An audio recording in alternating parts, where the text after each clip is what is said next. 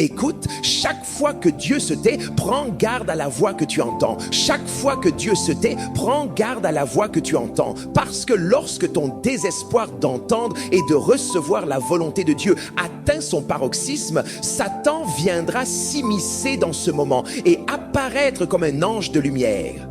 J'espère que j'ai le temps pour vous raconter une histoire. Dans la Bible, avez-vous lu cette histoire? Dieu a donné des directives claires à un jeune prophète. Tu vas faire ceci, tu ne regarderas pas en arrière et tu reviendras.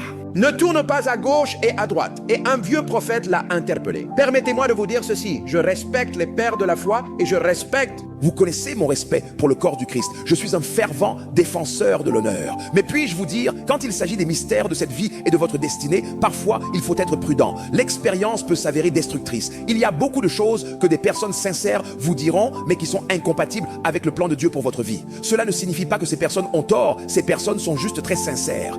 Il y a des moments où tout n'a pas été accompli. Tout ce que vous avez à faire, c'est de vous asseoir et d'attendre que sa parole vienne. Laissez-moi vous dire comment la parole de Dieu vient. Vous lisez votre Bible. Le 5e jour du 5e mois, la parole du Seigneur est venue. Cela signifie qu'avant qu'elle n'arrive, elle n'était pas là.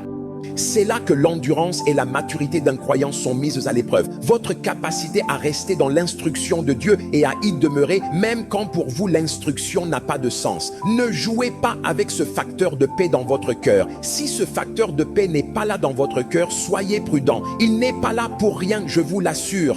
C'est un puissant système de vérification de l'esprit. Un monsieur s'est rendu dans une nation particulière parce que quelqu'un l'avait invité à être pasteur assistant. Il n'a pas prié, il n'a rien entendu. C'était une joie pour lui. Et vous savez comment le diable s'y prend pour ces choses? Il a obtenu son visa. Et il était si heureux. Il a utilisé cela comme une confirmation. Vous lirez dans le livre de l'Apocalypse que Jézabel accorde aussi des faveurs. Jézabel peut accorder des faveurs, peut faire en sorte que ce que Dieu vous donne progressivement vous arrive plus vite. Mais Satan peut l'apporter de manière abrupte et soudaine. Et vous vous dites, je savais que c'était ça. Et vous vous engagez dans quelque chose qui vous détruit. Dites tous, la patience de la foi.